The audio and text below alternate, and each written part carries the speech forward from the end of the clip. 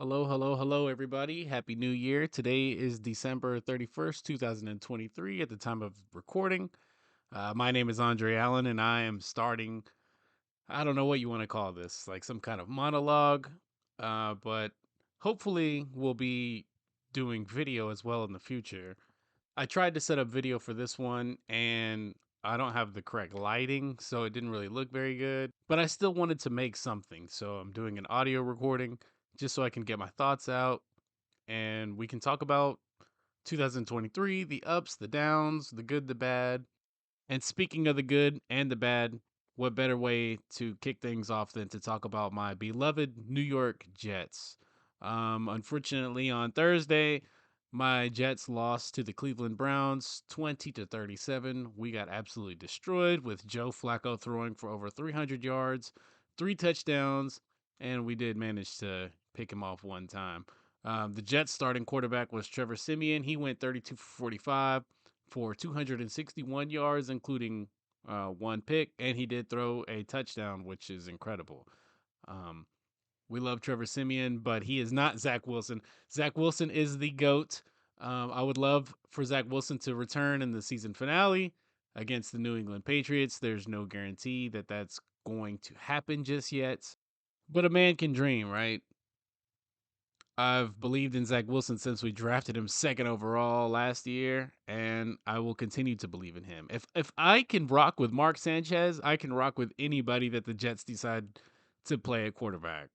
Um, so I would like to actually start things off whenever I do these monologues by going ahead and getting all my Homer talks out of the way. And by Homer, I mean the teams that I absolutely root for, even if they're good or bad.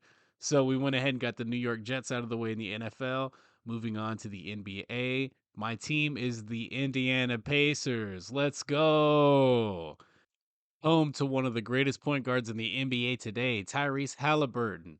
My man is putting on a clinic this season, and now he is coming off back to back 20 points or better slash 20 assists or better games in the league. Um, he tied the franchise record of 23 assists, which was previously held by Jamal Tinsley and is still held. Like I said, it's tied actually, and he's the only player in NBA history outside of Magic Johnson and John Stockton to record 2020 games back to back. So shout out to Tyrese Halliburton. He has tremendously exceeded my expectations. When the Pacers traded for him and we gave up Demonis Sabonis, I was a little on the deal at the time. But that's just the homer in me. I can even predate that to whenever we traded Paul George to the Oklahoma City Thunder for Victor Oladipo and Demonis Sabonis. I did not like that trade. And then, fast forward after the trade, Oladipo's an all-star, would have been even better had he never gotten injured. And Demonis Sabonis turned into an all-star. So, I grew to really love both of those players. And trading away Sabonis then put me in a hard place also. Like, come on. Like, that's if we're going to actually compete, then we need Sabonis. He's one of the best big men in the league. He's more of a power forward in my eyes, but I think he might be playing center in Sacramento. There's some other centers that he really can't defend, but he's one hell of a player. He can score, he can rebound, he can pass. He does it all. And so I was a little upset that we traded him, but to get Tyrese Halliburton, man, oh my God. What a pleasure it is to watch this guy play. He can create a shot better than anybody in the league right now, other than perhaps Kyrie Irving, or James Harden. So Tyrese Halliburton deserves his all-star selection that he's going to get in February. And I almost expect to see him make some all NBA teams at the end of the season. Currently, the Indiana Pacers are 16-14, so this team as a whole has exceeded my expectations. I knew that we would be good because just being an Indiana Pacers fan, you come to learn that the franchise doesn't believe in tanking. And why should they believe in tanking? Tanking's not a good marketing skill to have. Like Philadelphia 76ers ruined their franchises when they had first round draft pick after first round draft pick after first round draft pick, just struggling to constantly try to find the next great superstar. Of course, they found that in Joel Embiid. But the Indiana Pacers have never embodied that kind of mentality. We've always been middle of the pack if we're not one of the best teams in the league. And if we can make the playoffs, the team is going to try to do it. The second year player, Benedict Mathurin, has been absolutely phenomenal. I think that him and Halliburton together will be one of the greatest backcourts in the Eastern Conference in the next couple of seasons. I don't quite want to give us that nod just yet because we're not. But give us some time. Like I said, I'm just a big time homer, and we'll go from there. Speaking of the NBA, though, last night the Pistons ended their 28 game skid against the Toronto Raptors. The Raptors lost that contest by just 2 points, but they did not have OG Anunoby and they did not have Precious Achua because they traded them to the New York Knicks for RJ Barrett and Emmanuel Quickly alongside the Detroit Pistons second round draft pick. Now, I don't really know how to feel about this trade. Personally, I feel like the Knicks kind of got fleeced a little bit, but they definitely gained the advantage defensively. But losing RJ Barrett and Emmanuel Quickly is some great offense to have. Albeit it's a little streaky, but those guys can really score the ball. Now, OG Anunoby has never really proved to be a big time scorer, but he's one hell of an on ball defender. And I know that's exactly why the Knicks wanted to get him because he's going to bring a different attitude to the team defensively than what they had with Barrett and Quickly. Same with Achua. He's also pretty good. OG averages 15 points, 4 rebounds. Achua averages 8 points, 5 rebounds. But on the flip side, what Toronto's going to be gaining is RJ Barrett averaging 18 points, 4 boards, Quickly averaging 15 points, 3 rebounds, and 3 assists. That Detroit Pistons second round pick, though, is one to think about for the Toronto Raptors, as obviously I just got done saying the Pistons ended a 28 game skid, the longest streak in NBA history, which means that that second round pick is going to basically be a late first round pick. So there should be some good choices available. I'm not sure what direction Toronto will go with in that regard, but if I had to grade this trade, I would say that Toronto won in the long run, but maybe the Knicks have won the edge for the rest of this season. OG Anunoby's getting ready to be a free agent, so if they don't re-sign him, then I'm not really sure what kind of a decision this was for the Knicks front office to get, to just rent Ananobi out for the rest of the season when you have teams like Philadelphia, Boston, Milwaukee, who are clearly still better. Anunoby, Randall, and Jalen Brunson is an interesting trio in the league, though. I mean, you have two offensive players and as some would probably say, a Kawhi Leonard esque defensive player, but that remains to be seen. Not too big on the trade. Like I said, I think that the Knicks lost that trade, but hey, we'll find out when we find out. There's not really much more to discuss about in the NBA, or just around this time of year in general. I'm a tremendous MMA slash UFC fan. I started watching the UFC probably around 2020, and I'll have to give that up to the notorious Conor McGregor. I was, yeah, it was during the pandemic, and I was on YouTube watching all the free fights that they offered, and they had tons of Conor McGregor fights, and I just kept watching Conor McGregor fight after Conor McGregor fight after Conor McGregor fight until I got to a point where, you know what, I actually really like the UFC. I'd like to start tuning into it. And oh man, did I start tuning into it? I really do not miss a card. If I do, it's very rare. I must have something going on. And I'm on my phone constantly keeping up with who wins. I watch the early prelims, I watch the prelims, and I watch the main. I am a UFC nuts. And in 2023, we saw some crazy action. I mean, with the most headline worthy news being that Sean Strickland defeated Israel Adesanya for the middleweight championship. And that I've never been more appalled watching a UFC fight than that one. Prior to that fight, you would have been absolutely crazy if you picked Sean Strickland to defeat Adesanya on the ground, standing up, any kind of combat related fight that they could have had. If you choose Adesanya, then you were correct. And boy, did Sean Strickland prove us wrong. and now he is the middleweight championship of, or excuse me, now he is the middleweight champion of the world with an upcoming fight in January against Dricus du Plessis, and I can't wait for that one. That one will be UFC 297.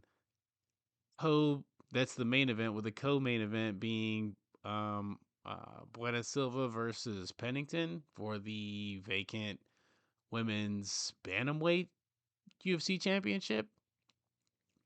Since Amanda Nunes retired last year, and they were never able to fill the void of a champion due to Juliana Pena being injured and blah blah blah blah blah blah. You know how politics are in sports.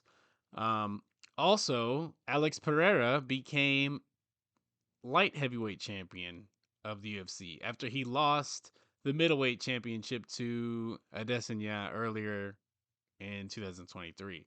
So Alex Pereira is an incredible fighter. I think that he is my favorite to watch at this point. He doesn't like to go to the ground, which I mean, he's, a kickboxer, but he's one hell of a striker. And I don't see any of the other light heavyweights giving him a good run for their money or giving him a run for his money. I'm anticipating that his next fight will be against Jamal Hill, but I really like Jamal Hill. He's a knockout artist for sure, but I think Pereira will actually get it done. Hill, of course, is coming off of an Achilles injury, and you just never know what to expect from people coming off of injury. It's the same way I kind of feel about Aaron Rodgers on my New York Jets coming off an Achilles injury. Like, will he actually return to be, you know, that superstar level? Will Jamal Hill be able to return to be a UFC championship level? I hope so. I like Jamal Hill, and I would love to see a good fight with Alex Pereira and him. And if he beats him, then wow, what a fight. That'll be great on his resume, and that'll just help cement his legacy as a great light heavyweight in UFC history.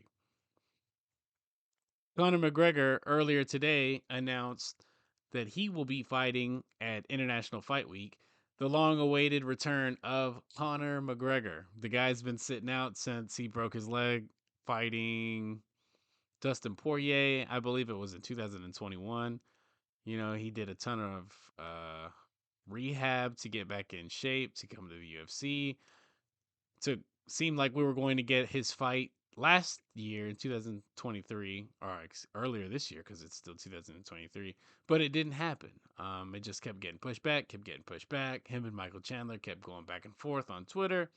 And then finally today he announced that the two of them will be fighting during International Fight Week at 185 pounds, a middleweight fight, which is the craziest thing I could have heard. When I read that, I busted out laughing in real time, because why the hell are they fighting at 185? These guys fight at 155, 170 at the max, and now Connor is calling out a 155er at 185. Now, I personally have some thoughts on what I think will happen next. I think if Connor defeats Chandler, then he's going to be a ranked middleweight, and I think that he'll skip the line and get a title shot and either get the winner of du Plessis versus Strickland, or, if there's another fight after that between whoever retains, or if Strickland retains or if DDP retains, then Connor will be the next guy up after they defend the belt one more time, probably around December. But we never know. That's just my prediction moving forward, is that that's what we'll get. Other 2023 news in the UFC. Um, Sean O'Malley defeated Aljamain Sterling for the bantamweight belt, and that one didn't sit too well with me. The knockout was great. O'Malley deserved the win. I kind of at the time felt like it was stopped a little prematurely because Aljo was, still there mentally, it seemed. But I get them stopping it. But my beef with this one was that I believe that Aljamain Sterling deserved a rematch against O'Malley for the Bantamweight Championship. However, he was not granted one. Instead, O'Malley will defend his belt against Chito Vera, an opponent that has a victory over O'Malley. O'Malley's only loss came to Chito Vera. But I don't know. It just feels like sometimes certain guys have this, oh God, this Dana White privilege where they can kind of, call their own shots. And Aljamain Sterling was never one of those guys. You know, they pinned him against Dillashaw, which that was probably an easy dub. But then they pinned him against Cejudo, and then they made him fight O'Malley on short notice. Well, not on short notice, but he didn't want to fight as early as August, like he had to, and he accepted the fight anyways because they threatened to vacate his title. Um, and then you get O'Malley in there, who's the champion, and the number one contender is Merab Dvalishvili. However, O'Malley gets to choose his next opponent. So it sits a little uncomfortable with me, but I mean, it is what it is. Dana White can do what Dana White wants to do. So we'll go from there, and I'll wish both fighters, Chito Vera and Aljamain Sterling, the best of luck in their next fights. And we'll see if Sugar Sean can defend the bantamweight belt. Aljo, of course, is moving up to featherweight to fight Calvin Cater at UFC 300. So that'll be an exciting fight. I do believe that Aljo gets that one completed, but we'll discuss that one as we get closer to UFC 300 in April. And the final thing I wanted to talk about in the UFC in 2023 was Alexander Volkanovski, who seemed to be the greatest, UFC fighter perhaps of all time, losing twice to Islam Makhachev. The first time coming by decision after 5 rounds. At that one, I felt like Volkanovski actually did enough to earn the victory against Islam, but hey, we take what we get. Their second meeting, of course, Islam knocked Volkanovski out in the first round with a head kick. Uh, Volkanovski took the fight on short notice, and a lot of people were very, very upset to see Volkanovski go out the way he went out.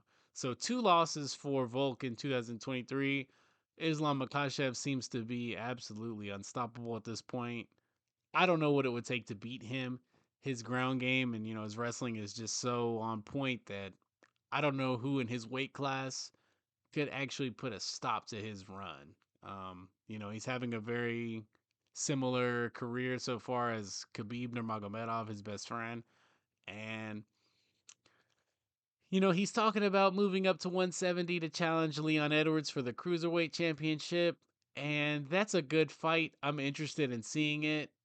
Leon might be able to win with the advantage in striking, and Leon's takedown defense is pretty on point, as we saw against Colby Covington just earlier this month.